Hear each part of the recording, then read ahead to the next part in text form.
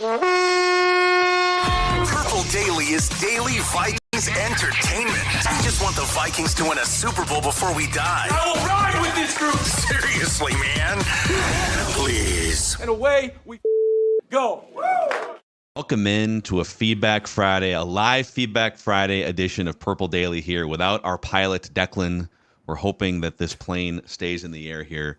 Our guy Ross will join us later for a snake draft. We've got some great questions lined up to start the show. These Feedback Friday episodes, Judd, are presented in part by the Renaissance Festival, which opens tomorrow, this weekend, weekends through September 29th.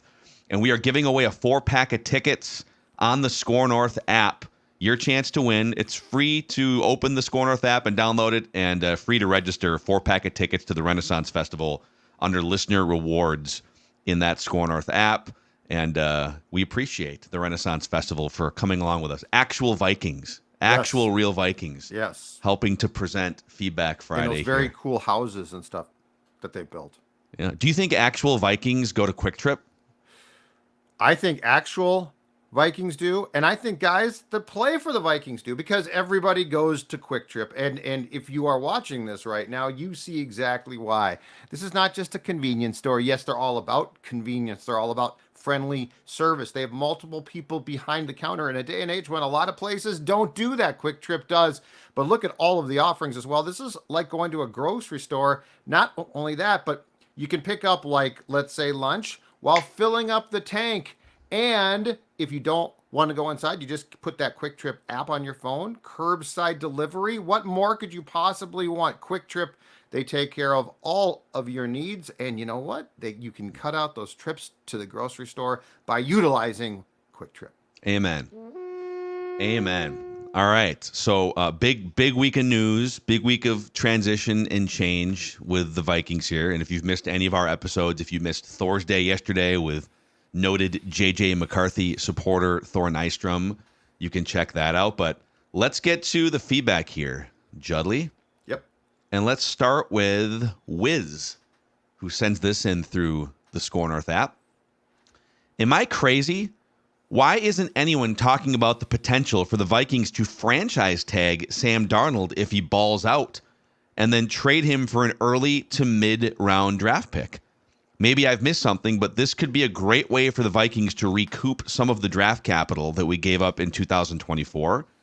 I'm a Darnold defender, he says, but let's be real. This could be one of the best case scenarios for the Vikings and fans to root for this season outside of a total tank. What are your I mean, yes, they could franchise tag him if he balls out this season. That is a possibility, right? Yeah, but the thing about this is if he balls out and then leaves and gets a rich contract elsewhere, and let's just say it's a multi-year contract, they're going to get probably a third-round compensatory pick. But it'll be a 2026 third-round compensatory pick. Yes, but I don't know that you're going to get, like, if you go through all of the work of franchising him, and I mean, this means he played great, but if you go through all of that work, now you're dealing, I think it's a potential headache to actually put the franchise tag, because now you have to account for that on your books for the short term. I don't know. I mean, if he plays that well, it would be great. I'm not sure I see that. But if he does play well, you are going to get a really nice compensatory pick in 26. So, yeah, I mean, I am interested in this idea as a Darnold defender myself. Let's say he does the 4,000 yards thing. You win a playoff game. Just some of the scenarios we talked about. The risk here is if you franchise him, the way that the franchise tag rules work, and correct me if I'm wrong on this, you'd be pegged for would be a 1-year extension essentially. The average of the 5 highest paid players at that position. Yeah, it's a risk. So it'd be, like the problem is if you franchise him, it'd be like $50+ million on your books for 2025. Yeah. If nobody picks up the tab on the trade. I did look through out of curiosity because this has happened where teams will franchise someone with the intent of trading that player. And the Vikings were actually involved in one of these back during the pandemic. It was like 2020 or 21. And the Jaguars tagged Yannick Ngakoue. Yeah.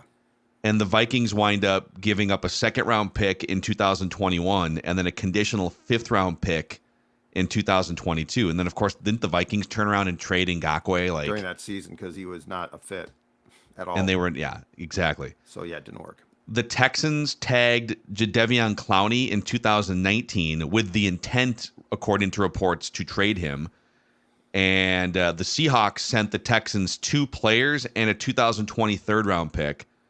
And that same offseason, the Seahawks franchise tagged Frank Clark and then traded Frank Clark and a third-round pick to the Chiefs in return for a 2019 first, a 2019 third, and a 2020 second-round pick. Mm-hmm. So, but you got to be sure that there's a market. I'm not running the risk. Yeah, it's 1 year. I don't think that you would get enough back in a trade for 1 year of Darnold to make it worth the risk. But it depends on how he plays. Sure, but it's still 1 year. I don't think that a team is going to. I don't think a team is going to send you multiple draft picks that are high for a year of Sam. But they did for these players. Right, but those players were more established in most cases, or in all cases. He's not really established. I'd rather take the compensatory pick. Plus, I'm willing to bet that they've agreed that this won't be the case. Because, like, if Darnold plays well, he deserves the ability then to just go sign elsewhere, and he's going to get a nice contract.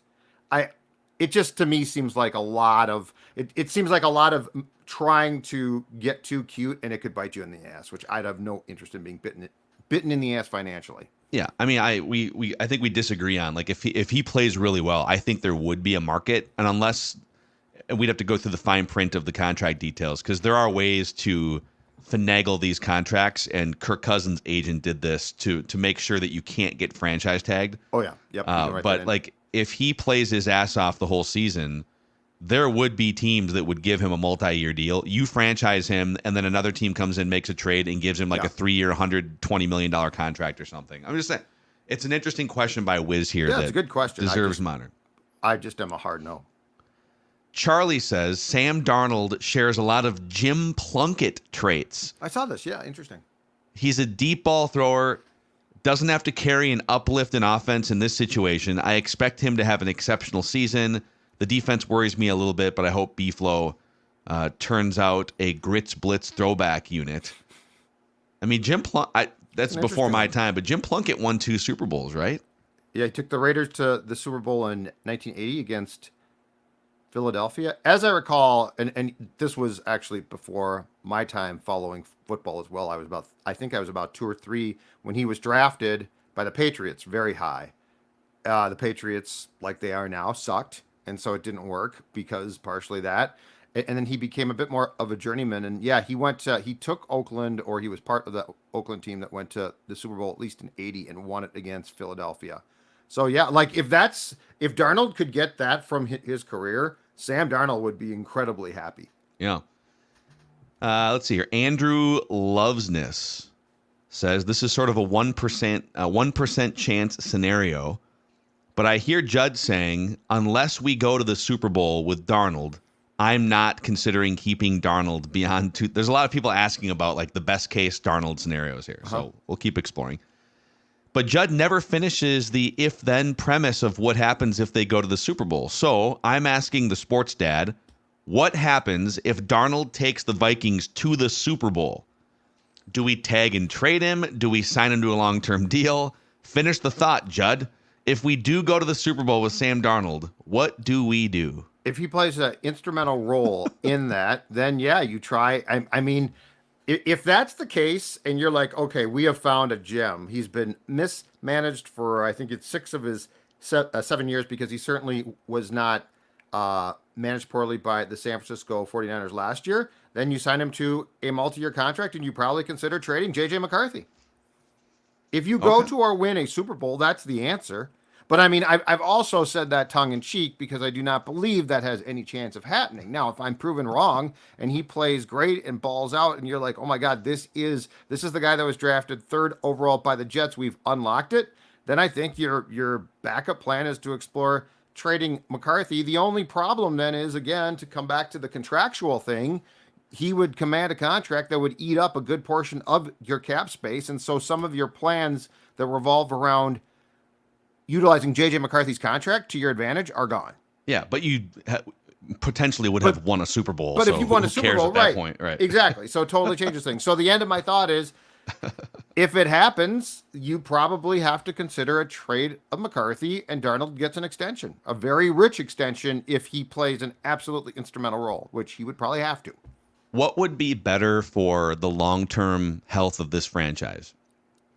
The Vikings just riding the bad luck wave and just, hey, this season just isn't going anywhere, and they wind up with the 5th overall pick through football natural causes, or how do you phrase it? Allow football nature to take its course. Yeah. So that happens, and they wind up with the 5th overall pick, or Darnold balls out. Everything kind of comes together. They go 10-7, and they win a road playoff game, but then get beat in the second round. I'll take the 5th pick. Okay.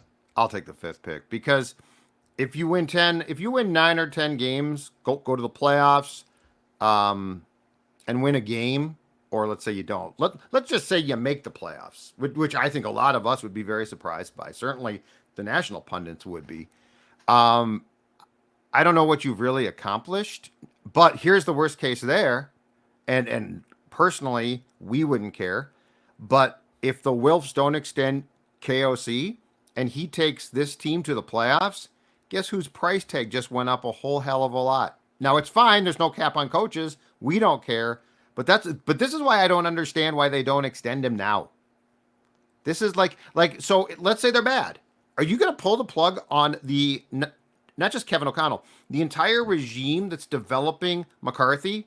They're all gone. But they might be working on an extension now. Right. I don't think they deserve to be ripped on August 16th for not having Mark Wilf a week and a half ago said we are not doing anything regarding extensions, and it's fair to say that we won't. So I don't think that they are. But the point is, if Kevin O'Connell wills this team, and if he does, it's going to be credit to him that he got more from Sam Darnold than anyone previously. His price tag ain't going down either. Yeah, to answer the question, I guess, and there's another one about sort of draft capital here that we'll get to, but what's better for the long-term health of the franchise? If it's only these two scenarios, you get the 5th overall pick because things go sideways, or you go 10-7 with Sam Darnold as your starting quarterback and you win a playoff game. I think the short-term sugar high answer is what you just said, which is, give me the draft capital because I can get a better player. But I think in terms of culture building and proving that your coaching staff knows what it's doing and that your roster is ready to go in 2025, I would like to see them be very competitive. They've already got their franchise quarterback of the future. They've got an edge rusher in the room who's 22 years old. I'll take the 5th overall pick, but I'm less interested in a top 5 pick than I am in this team winning as a 53-man roster and a coaching staff. Boy, I would sure love if you had a top 5 pick. Wouldn't it be great though to get the premier defensive tackle or corner?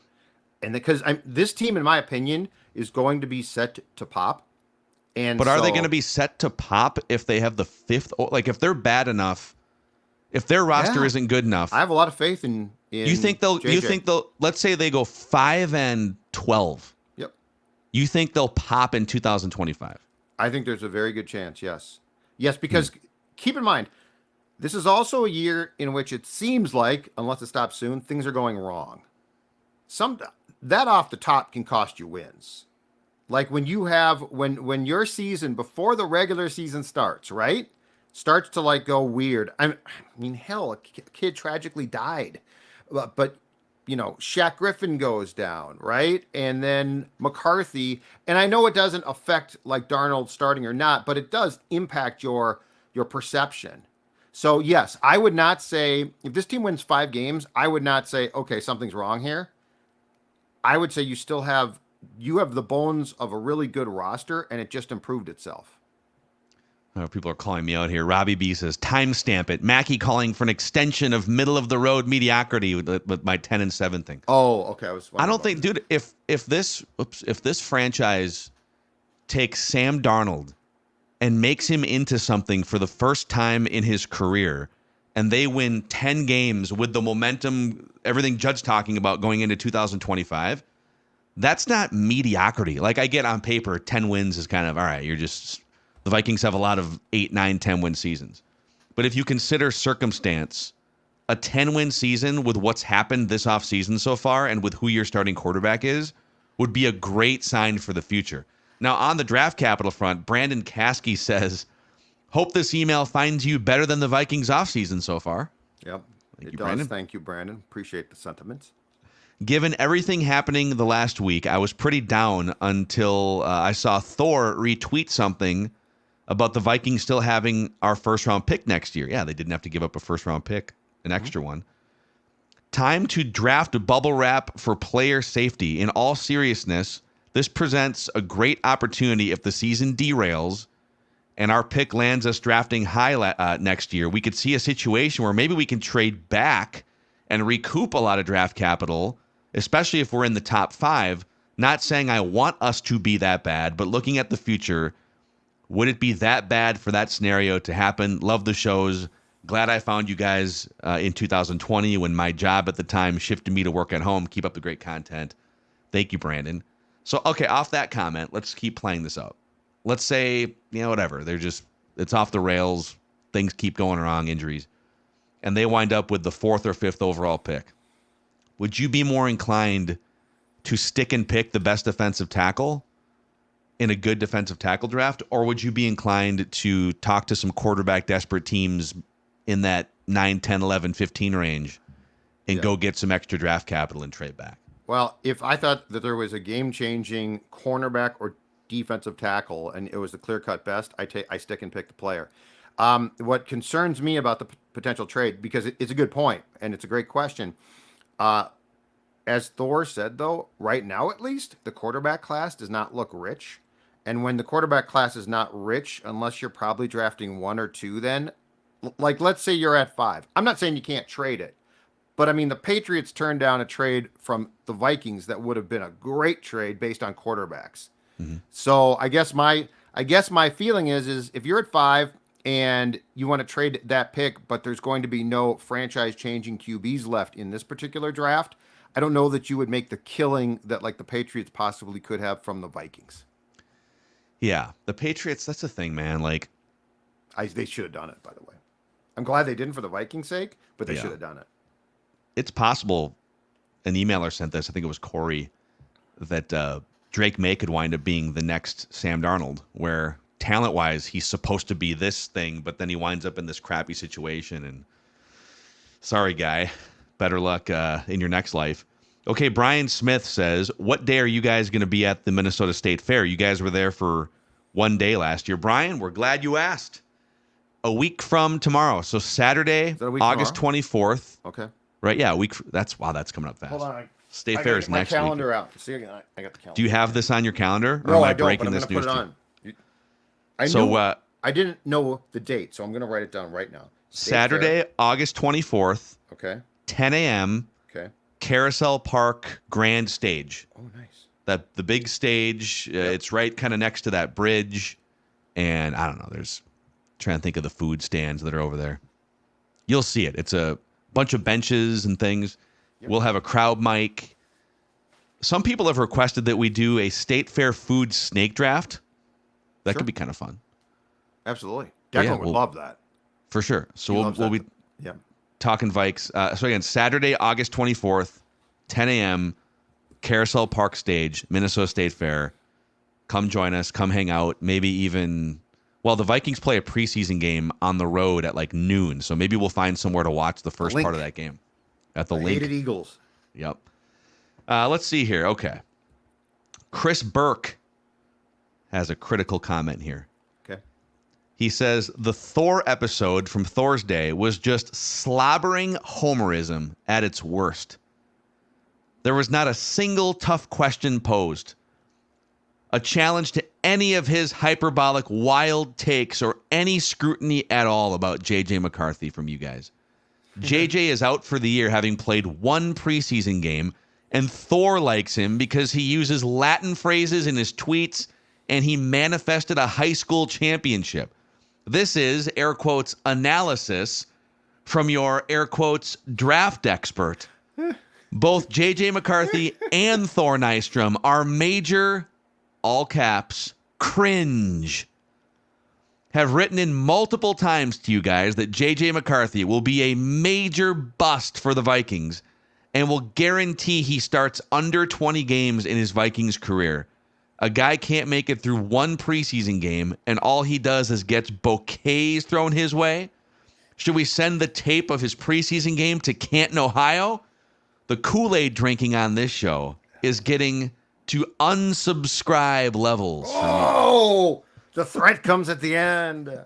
Unsubscribe. So Chris is done. All right, are we not being hard enough on our critiques of JJ McCarthy? Are we too homerish on this podcast, Purple Daily? First of all, Thor loves the guy, and so but here's the thing: what did we see? Now he got hurt, and I guess if you want to criticize him for that, you can. I mean, certainly Buxton takes heat for it, but this guy needs to show us where on the doll JJ McCarthy hurt him. That's good, Spratus. But anyway, I guess my point is this: I didn't see a lot from McCarthy that I didn't like, so it's very hard for me to. What am I supposed to say? His arm's good. He improved his mechanics a lot between the spring and summer.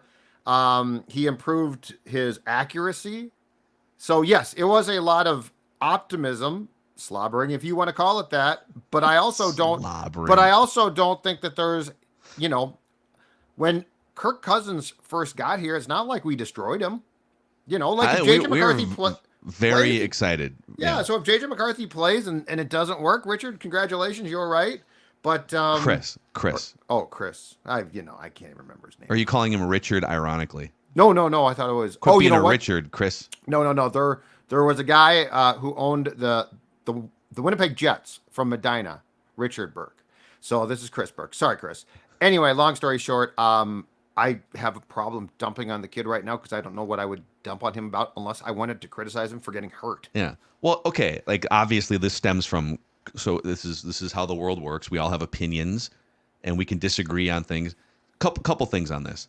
His first assertion that this show is such slobbering homerism, I believe is the way he put it. That we are such slobbering, unquestioning homers on Purple Daily that he is going to unsubscribe, presumably to find another show somewhere else that is more critical of the team. Okay. And I would challenge Chris and anyone else to find a podcast, a radio show that offers more fair criticism, and in some people's eyes, unfair criticism. You're being unfair to Kirk Cousins, right? Right. I feel like we kind of almost pride ourselves on not being slobbering homers. So if we happen to have a positive opinion about someone, it's not like we sit in a room and say, okay, how can we be slobbering homers today and defend the shield that is the Vikings? So I don't know. I mean, yeah, obviously we are all bought in for the most part to what we've seen from JJ McCarthy, but I think our track record of being properly critical on this show is pretty solidified over the last 4 to 5 years, right? Yeah. And if McCarthy ultimately stinks, again, congratulations, Chris, you're right. Yeah. When are you guys going to turn on McCarthy? Well, if he starts playing terribly in his second season, we'll turn on him, I guess.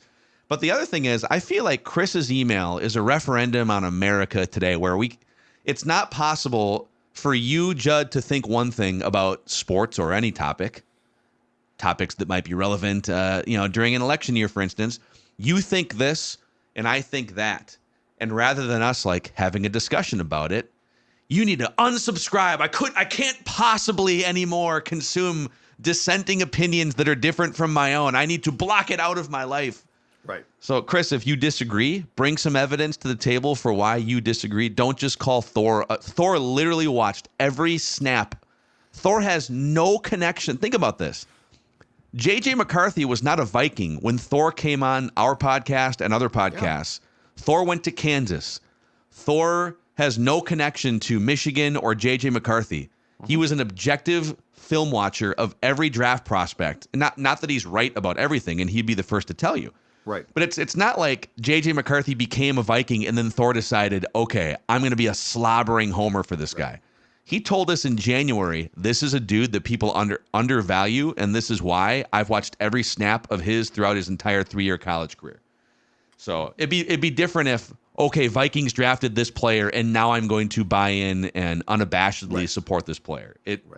With Thor, it's different. And maybe he's wrong, but I think his reasoning is rooted in a lot of facts and a lot of hard work and research. I like what I saw at practices. That's all I can tell you. Judd's camp notes liked what he saw. A lot of good notes. What does Judd see from Finch Home Solutions? Does Judd have any camp notes on old Hold on a second here. Let me see here. No, not that one, not that one. Oh, here we go. Finch Home Solutions to the rescue right there, coming out to save the day. Why? Because they can take care of any electrical need that you might have at your house, big or small. They have even been allowed into the Zolgad estate. That's right. They knocked at the door. I answered. Why? Because Cody Finch and his team, I trust them. They do. You didn't duck and hide behind your couch until they went away? I scheduled them to show up, and they were fantastic. And you can do the exact same thing. 612-357-2604. 612-357-2604. FinchHomeSolutions.com. Let's say fall's coming. Let's say that you are going to get a hot tub, right? A lot of electrical work, and hot tubs are great, but who should you trust? Finch Home Solutions, and that is just the tip of the iceberg when it comes to all of the things, as I said, big or small, that they can repair. So check them out, FinchHomeSolutions.com. FinchHomeSolutions.com. Proud to be the best in the business when it comes to your electrical needs. Love it. Old Macadac got his teeth cleaned yesterday. Went to The Park pearly Dental. whites, let's see them. Oh, yeah. Let's see the pearly whites. Oh, boy. Yeah, see? So, yeah, went in my first time at Park Dental. So, my wife and I were in Seattle for a couple years. Had a great dentist out there. Came back, thought, I'll just jump right back in with my old dentist from Minneapolis. Well, he retired while we were out living in Seattle. So I've been dentist list for the last several months. And Park Dental came in. I heard great things about them from some friends, coworkers. And so yesterday I got my first full experience. They literally had like a camera crew following me so we could put some stuff up on the YouTube channel later on. Really? So I'm sitting there getting the x-rays and the teeth cleaning. I don't like the x-rays. I don't mind them so much. And they do a good job. Stick them in the back of the x-ray thing in the back. I always feel like I'm going to throw up. You know what, though? I didn't feel that way yesterday. And I'm normally a little skittish, perhaps I should check them out. Perhaps I should check out your dentist. You should. Become my dentist. They even had I don't know, I'm going to butcher the explanation, but you know how they usually they take a pickaxe to your teeth, and it's they had this new technology where I don't know, I barely felt it, and it was as smooth of an appointment as I can possibly remember. So if you're in the market for a new dentist, or maybe it's been a while since you've had a checkup, for over 50 years, Park Dental has been caring for and cleaning teeth in Minnesota and Western Wisconsin. They even treat local professional athletes to be anonymous. I don't think I can name who they are, but some prominent people. So you've got names. Cleaned. Yeah. So I might see Byron Buxton there. I can't. I don't think it's Byron, but I can't say for sure. You can schedule your checkup at parkdental.com. That's parkdental.com. Okay. Another JJ McCarthy thing here. This one's from Justin R. JJ McCarthy played well on Saturday. I hope he leads us to a Super Bowl. However, aren't you guys going a little overboard with praise after he put up big numbers against the Raiders' third stringers? Just to give you an idea of how much preseason means, Mitch Trubisky went 36 for 53 for 364 yards, 3 touchdowns, and no interceptions as a rookie in 4 preseason games. Yep. Your thoughts, Judd? That's why.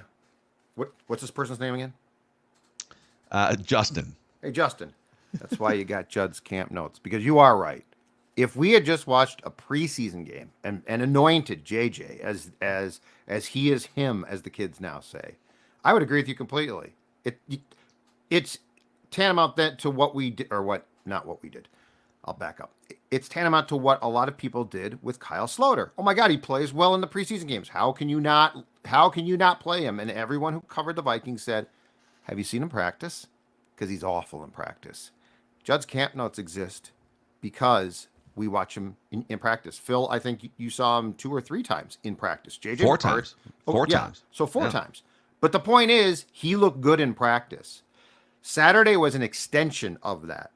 So if JJ McCarthy had looked like crap and then balled out against Las Vegas, I would agree with you completely. You're like, okay, that doesn't mean crap. But he looked really good in practice. And so that's where the excitement, in my opinion, came from for what he did on Saturday against the Raiders. Yeah, because in practice, and that's why Judd's camp notes is out there, grinding, sweating, SPF 6,000, churning through handwritten raw notes. You got a nice base, a nice golden training camp tan. Thank you. But yeah, those 2-minute drills, the full team practice, the Brian Flores defensive fronts, they're running stuff at him because that defense is trying to ramp up for the season too. So one could argue it's actually harder to perform in practice than it is in a game because you're again, in a game you're facing third stringers. In practice, you're facing the number 1 defense, the number 15 defense, but like the starting defense for a lot of the reps. And a lot of the reps, he's working with the second team offense and receivers that might not make the team against the Vikings first team defense. Yes, and Flores is doing things in preseason games that he would not do because we all know that that most teams defensively go vanilla as possible because they don't want to put on tape, right? So McCarthy actually is practicing against looks. And this is where I will continue to beat the drum on. I think the most important thing McCarthy misses is the just completed 2 days of joint practices in Cleveland and the last 2 weeks, basically, of training camp. Thank you, Tyler, truck driver. Judd is him. I wish I was. I'm probably not him, but that's okay. But it sounds like, so the joint practices, because the film does not go out to the entire league, right? The joint practices are controlled, but according to O'Connell and the Vikings, one of the reasons why they wanted to go against the Cleveland defense is they play a ton of man, which the Vikings can't and don't do, and they start with Myles Garrett, right? So it sounds like it was a tough 2 days. The Vikings were terrible offensively on Wednesday, improved on Thursday, but still not great. But the point is, JJ McCarthy would have benefited from that. Yeah. So that does suck. But what we saw against Flores' defense, to your point, with the second team going against the ones, just as far as maturity went, that's why I was far more excited about that. Saturday was sort of like just a cherry on top of, okay, the progression is real. Yeah, I think you nailed it. And by the way, I saw someone in here on. Let me just put this comment up. See if I can produce this on the fly. So, somebody asked, "Where's Declan?" Declan's at his 3rd of 5 weddings this weekend. Go to his Twitter account. He's on a golf course in Florida right now. Don't feel bad for Declan. No, he's doing well. He was drinking Woodford Reserve on the plane yesterday, sending us texts. I want to know how much we pay him. He must have a sweetheart contract. Just pounding Woodford Reserve. Lucas Charter says, "Why don't we have a Judd's Camp Note shirts?" Would you guys wear Judd's Camp Note shirts if we made them? Yeah, with a notebook. The question. We will bring Ross in to participate. Ross is also in charge of our merchandise behind the scenes. If you would wear them, we could float a design for that. Yeah, but people would have to wear them. Like we can't. It can't just be me and you. So. And then this might be wonky here, but I'm gonna try and pull up. Stick with me on this, folks. You're gonna see. Wait, Chrome tab. I can pull this up. So we did put out a new design this morning, scorenorth.com/shop. Visual for the YouTube audience coming here. I think this will work. Can you see this? Yeah, I can see it. There we go. Okay. You guys asked, and so we provided Amor Fa t-shirts, scorenorth.com/shop. We got your hoodies. We got your crews. We got your t-shirts. We're all about accepting fate as is. Yeah. As Vikings fans, if you're the quarterback. So get your Amor Fati Purple Daily shirts at scorenorth.com/shop. So that is McCarthy's like he is very, very into it feels like sort of the Zen and meditation.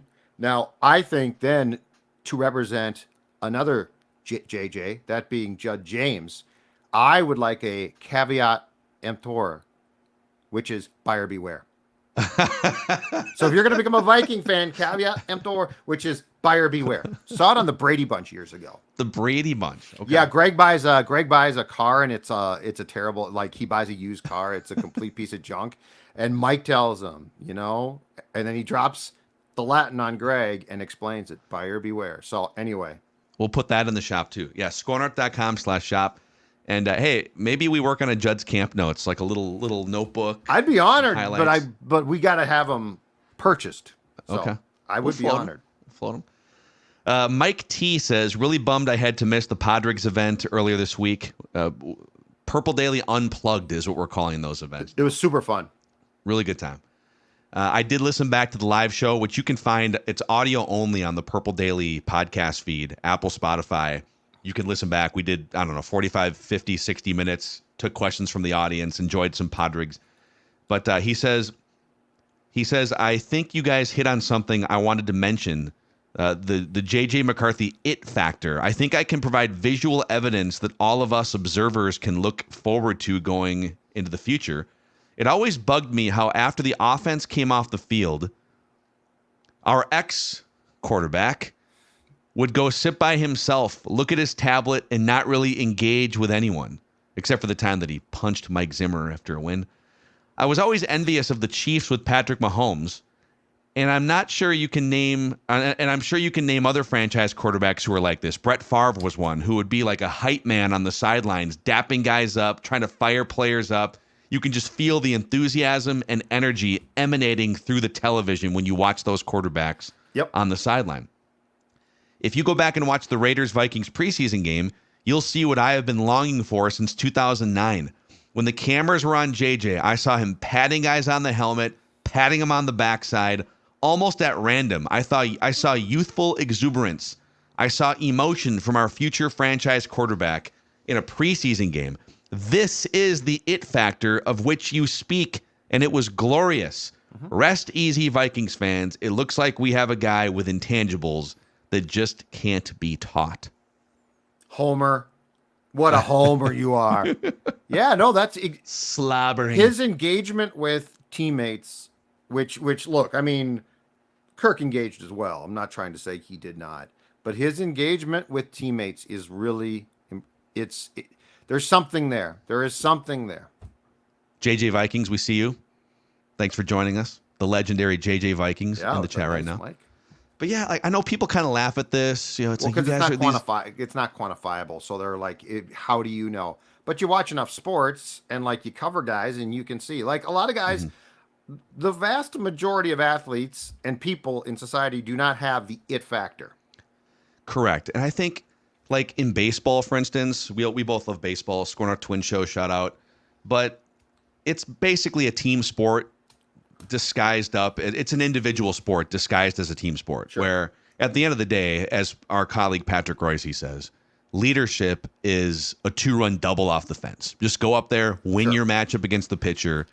But football is the ultimate symbiotic relationship between 53 guys on a roster, 11 guys on an offense. It is choreography with uniforms and shoulder pads. And you need a bunch of guys that are willing to work together and get banged up together. And the quarterback just guys that love guys that love being in a room together. Yeah, yeah. And the one thing with Patrick is Royce tends to, I think, dismiss clubhouses too much, though.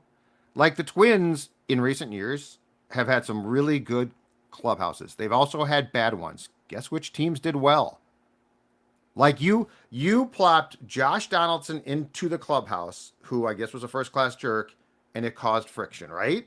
Carlos Correa, who's hurt right now, and it stinks. But like you've been there with him. He's got a certain factor to him, an it factor again, right? Where and I'm not saying that at the end of the day, if the jerk hits home runs, it's fine. But at the end of the day, if you also have a team that actually has a guy that can say, okay, this crap stops now, instead of sparking things, making them worse. Yeah. I don't think that can be completely dismissed in sports. I mean, the Wild.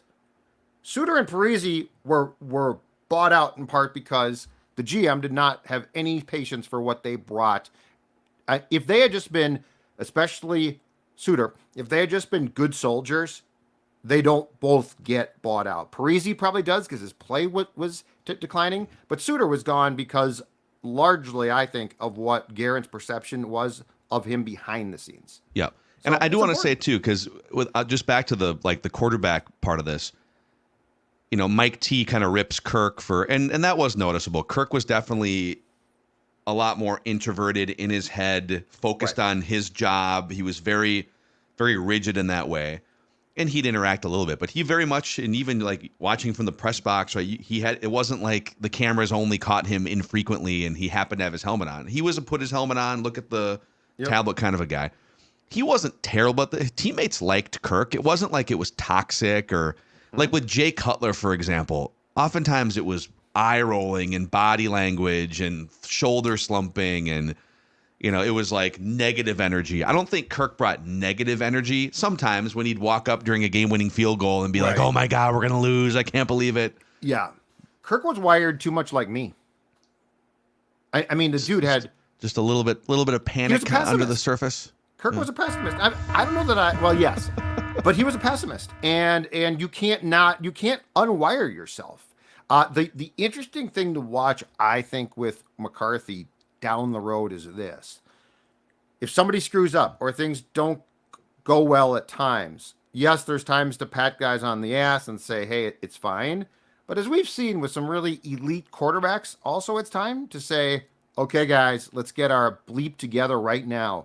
And that's sort of the next step in JJ's probably, as O'Connell likes to term it, quarterback journey, Phil, where sometimes you do have to lay down the law. And so he's 21 now, not going to play, but at some point in time, I think that becomes okay, that was really impressive. At the right time, you didn't say it's fine. You said, get your bleep together. Yeah. Okay, a couple more, and then we'll get to the snake draft of the week. From Tyler here. I hope the Falcons win it all. Score North deserves it more than anybody with the Kirk Cousins slander over the years. Wow. And then Greg says, if Captain Kirk and the Falcons make the Super Bowl, what are you putting out there? I want an eat my hat deal. For the record, I get you guys, but I'm a Michigan State graduate, and I am fed up with your Cousins slander. Time to put your money where your giant mouths are. You decide. Maybe a charitable donation, maybe a week of wearing a Cousins jersey. If the Falcons make the Super Bowl. If the Falcons make it, just a quick thought here. Could Purple Daily actually go to New Orleans and do the shows from Radio Row as we see Kirk paying off what his lifelong goal was? I would love to turn for 1 week. And we can still do Purple Daily, but adjacent to that. Yeah.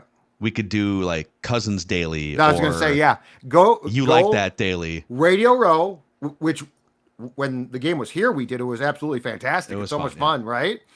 I say instead of a donation, we fund our trip to New Orleans. Wow. To go do, Kirk Daily. And I will, I love that idea. And even if it doesn't come to fruition on Radio Row, I will wear a Falcons or Vikings or any Michigan State, whatever. I'll wear a Kirk Cousins jersey every day of the week leading up to the Super Bowl. I promise to do that. I will wear a Cousins jersey, and I will personally donate. I don't know. I'll figure out an amount of money. I'll donate an amount of money to his charity if that happens. And one could expect, not to put pressure on old Kirky boy here, but loaded weapons. They just traded for Matthew Judon. They just signed Justin Simmons. They've got some defense now. Yes, they got some good pieces to that puzzle in Atlanta. A very winnable division. Yep. One might expect that team, with the right quarterback in place, could make a little run. I am, as disappointing as the news about McCarthy was this week, I remain more excited about the 2024 Vikings with a year of Darnold transitioning to McCarthy than I would with any other QB that might have returned, let's say. Sure. Yeah, I am also interested to see what Mr. Darnold can do. But Tom Brady, if people are still throwing Tom Brady's name out. It'd be fun. It would be fun. Okay, before we get to our snake draft of the week, Nicolay Law is here. Russell Nicolay and his team at Nicolay Law, the exclusive personal injury law firm of Purple Daily, by the way, are here to help you if you've been injured or in an accident, or even if a loved one in your life has been.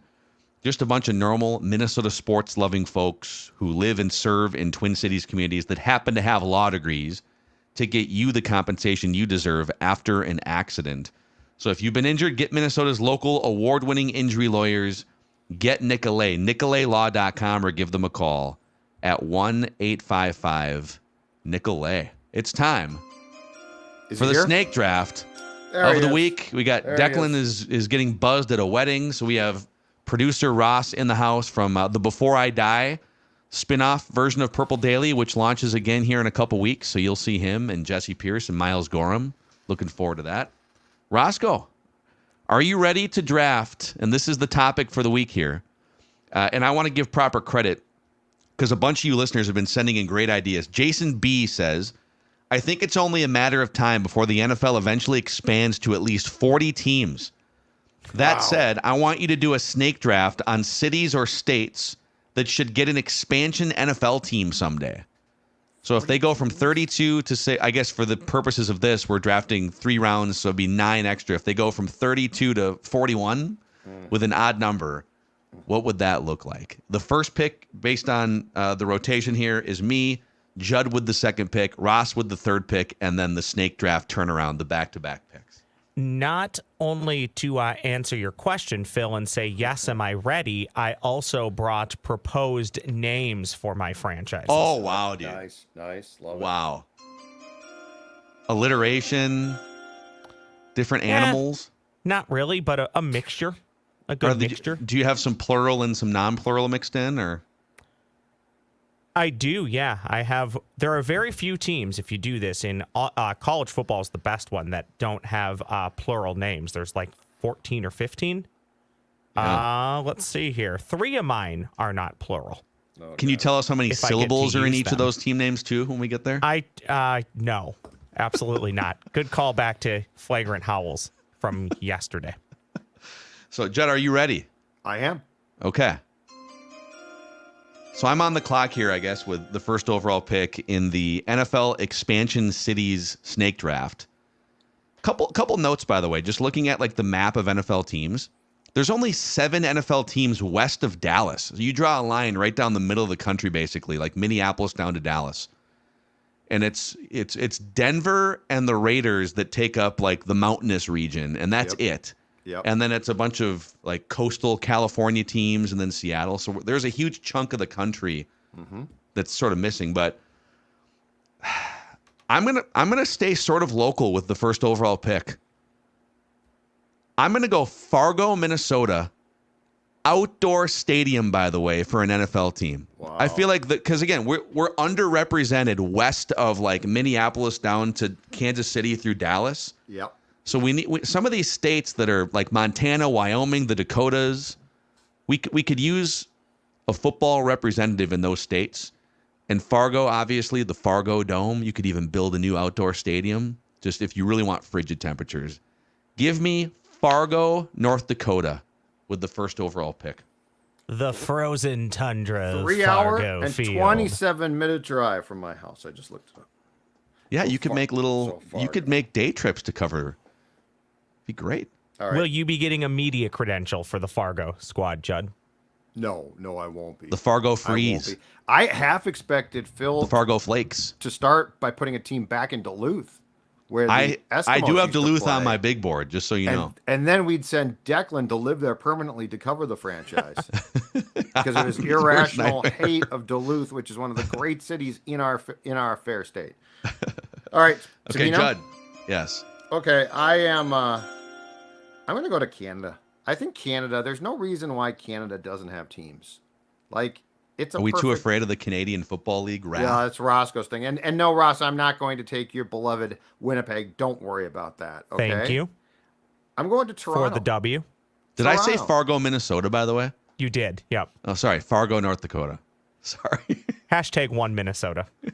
It's all one. Sorry. I'm going Toronto. Toronto, okay. Yeah. Now, the Buffalo Bills might not be too thrilled about that. No, but if you went to Fargo, the Vikings and Packers would probably complain as well. So, like, territorial restrictions are off as far as I'm concerned here. Yeah. Well, dude, ESPN.com did this exercise like 2 months ago, up to 100. If the NFL Barnwell expanded to 100 teams. Bill Barnwell. He had teams in like Fresno. Who would be playing quarterback for these teams? I mean, we would have some real slappy starters by 40 teams even. I know. That's the problem. With 32 teams, we can't find. There's like 20 good quarterbacks in the world. Correct. What's going to happen with 40 or 100?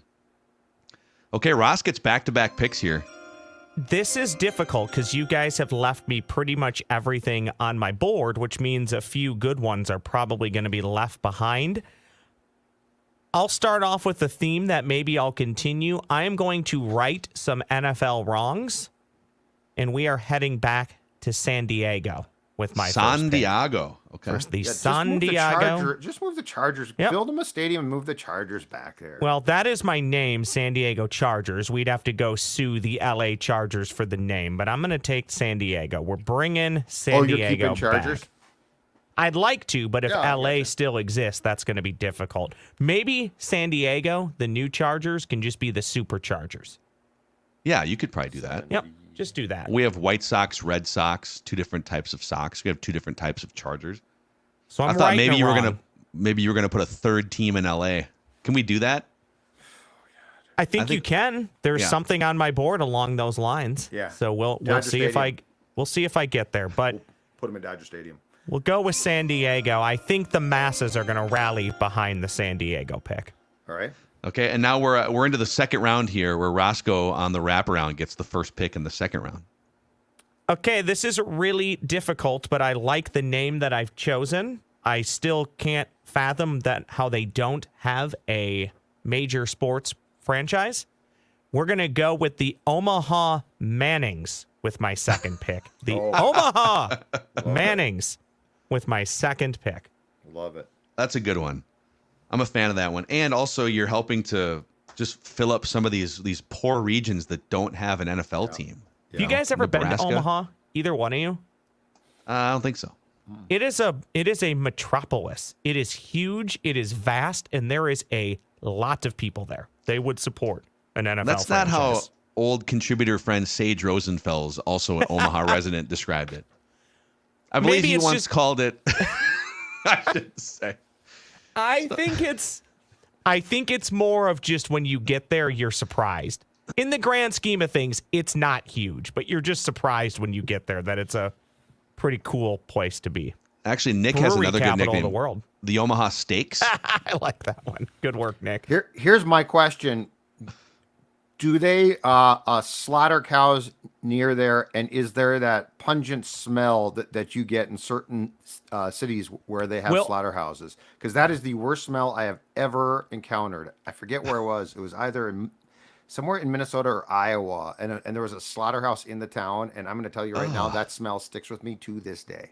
With Peyton as an investor and the team named after him, we'll be able to afford a retractable roof for the warm days when the stench is really bad, Judd. Okay.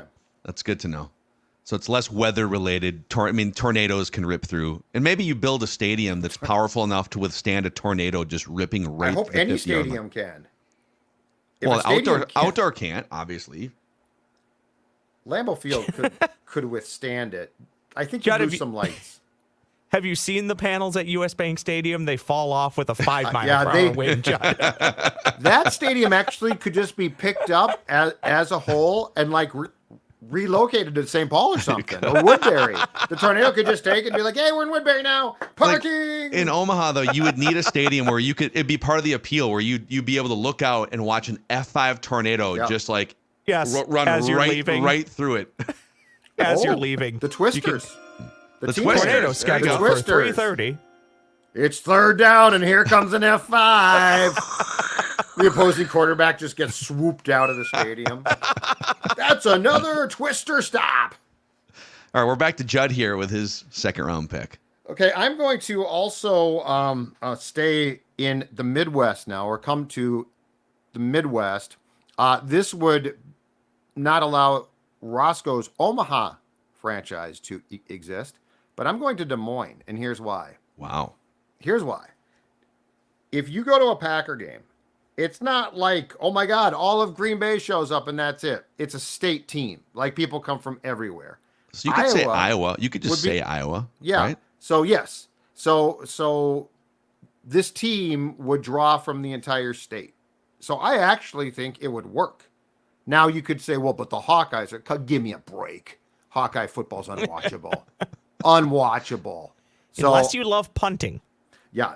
So I'm going to Des Moines, but Phil's right. It's going to be the Iowa franchise. Would you rather watch, if you were let's say you had two choices, you could be a fan of what was it Bo Ryan, the old Wisconsin basketball coach? Yeah. Where they would go to the Sweet 16 every year, but they'd score 58 points. Unwatchable. Yeah. Boring. And Iowa, which wins games 12-9, but they'll win 10 games and they'll flirt with big bowl games. Or a team that's like 500 and is super fun to watch, like Texas Tech's offense. Like Maction teams. Like Max, yeah. That just open it up. Yeah. Personally, I'll just take the fun. Me too. It doesn't. That Iowa Gopher game that I attended, which had, of course, the fair catch or not, and who cares? It was super fun. That's one of the worst games I've ever witnessed. Like, I'm not joking. It was a piece of crap. And for people to even argue about, well, that wasn't fair, who gives a crap?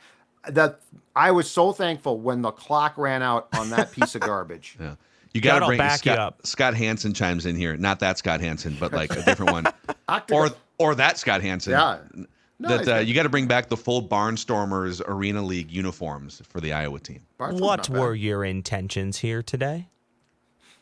Yeah, are you I like little kids 6969 on AOL Instant Messenger? No. We've got the transcripts right here, sir. Yeah. I just bought some pizza by. I was just talking to her. I just bought the pizza by.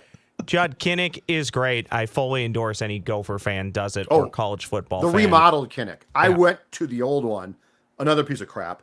The new one, now it's very nice. I like it a lot. And I'll drop this barb in there really quickly. Hawkeyes fans are correct. It was not a fair catch. It was an invalid fair catch signal. So they are correct in that. You are arguing something that no one cares about. That no one should have been forced to watch that thing. Okay, I get back-to-back picks. These are the last pick in the second round, first pick in the third round. These are my last two picks. Okay, we're going to stay domestic here in terms of I thought about going to Canada. Judd kind of stole. I could probably go to Vancouver, but Judd already stole the Toronto idea. I got Vancouver on my list. It's a good one. So I'm going to stay in the United States, but we're going to expand the footprint up toward the northwest, way up toward the northwest. And we're going to put an NFL football team in Anchorage, Alaska. Oh, no, sniped. Oh, let's go. Oh, sniped. Anchorage, Alaska. And you know what? Wow. If we had stones, it'd be an outdoor stadium. Wow. Strap in, folks. Wow. 12-hour flight from Miami. Can you imagine like Tua and Mike McDaniels and the Dolphins going up to play in Anchorage, Alaska? We saw it in Kansas City in the playoff game, basically. We did. Yeah. So Phil, give me Anchorage. I'll lend you my name, the Anchorage Arctic Foxes. Yeah, I like that. Well, that's a great potential logo. Yeah. That'd be awesome. Yeah. That would sell White out some. uniforms, I would sell a lot of maybe. them. You just can't see anyone. And then on the complete opposite end of that spectrum, Oh, no, I'm going to get sniped again. we're going to put a third team in New York, but we're going to build a stadium downtown, midtown Manhattan. We're literally going to put a football stadium. We're going to carve out part of Central Park, basically, and there's going to be an NFL football stadium. You're going into Central, in you're New taking York away City. the only greenery they have in that godforsaken area, and then you're taking it away. New York City, downtown Manhattan. It's gonna be Manhattan. It'll be the Manhattan something. Manhattan Midtowners. I don't know. Ross can come up with a clever, creative name. Muggers. The Manhattan Muggers. The Manhattan The Muggers. The Maulers, the Maulers, the Muggers. Don't go on the subway and don't go to a game because that defense is going to... Okay, back to Judd for your final pick here. All right. I am going to put a team, and I actually think this has a fighting chance of happening probably in the next 10 years. So a while down the road, potentially, in Mexico City. Yeah, that was on my big board. I think Mexico City has a real shot, and I think they would draw really well. So Mexico City is my third choice. And we're over to Ross for the final pick, Mr. Irrelevant here of the 2024 NFL expansion snake draft. Pick the best nickname left. There are so many good ones left. I'm going to tell you right now, honorable mention would be the St. Paul Irish. Oh, we're going across town. Okay. Whoa, wow. Honorable mention would be the Chicago football team. Didn't they was that their first name back in the day? I actually don't know that. I just really wish that think Washington so. would have stuck with football team because I thought it was great. So there we go. And I couldn't come up with anything better for Chicago. Because Chicago had the Bears and Cardinals before the Cardinals moved to St. Louis. Yeah. So I don't think the Boise Bombers, also a honorable mention. Bluefield. As will be the St. Louis Rams. That wrong should be righted at some point. Yeah. Pay for your But stadium. stand back. Stand back. There's a hurricane coming through in Honolulu. The Honolulu Hurricanes. Everyone's signing with that team.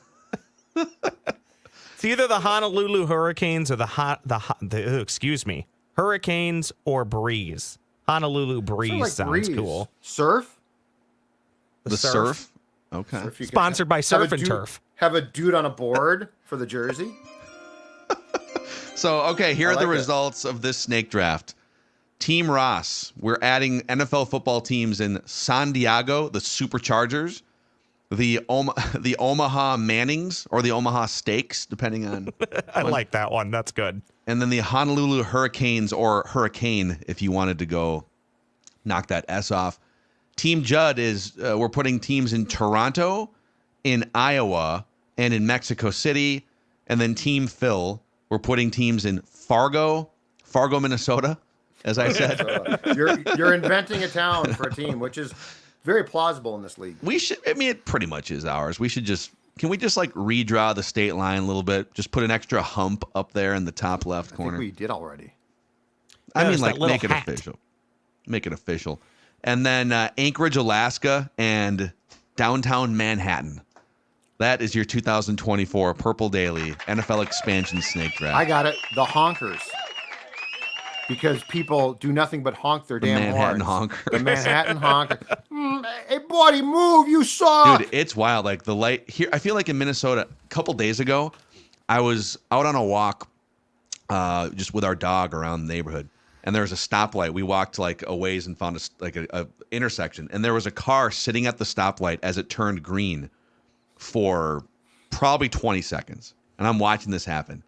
And I could see the person behind kind of gesticulating and stuff. Yep. And finally they mustered up the courage, the Minnesota passive, to tap the horn as lightly as possible. In New York, those lights turn green like before they turn green, and everyone's on the horn. They're like on the horn. It's incredible. It got, the only time that it sort of stopped was in the aftermath, like the 6 months after the towers came down. Like people got real nice, right? And like you didn't have as much yelling, and the honking got toned down. And about a year after that, it was all back. Yeah. Not to mention they block the box. Don't block the box. People pull right into the middle, and the lights turn, and the box is inevitably blocked. Yep. You could also get away, going back to names. It's about the only town, well, not the only town, but taxi cabs are still prevalent. So how about the Manhattan Yellow Taxi? You could do that. I like it. The Taxi Manhattan Squad. Transfer? The taxi Taxi squad. Squad. The Taxi Squad. Yeah. The taxi squad actually came from Paul Brown, who owned the Cleveland Browns, found a way. So if he liked a player, he would stash him and give him a job driving taxi. Yeah. And that's where taxi, because I believe he had a friend who ran a taxi company. So they'd made their bones, their cash, by driving a taxi, and that's where Taxi Squad comes from. Wow. How about Look at that. Look at all the Sports knowledge Dad. that was just bestowed What upon a fun us. fact. Thank you, Sports Dad. Good stuff. Producer Ross, we'll see you back on Flagrant Howls. We'll see you on Before I Die. For the Sports Dad, for Wedding Crasher Declan, I'm Phil Mackey. We just want the Homers. Vikings to win a Super Bowl before we die.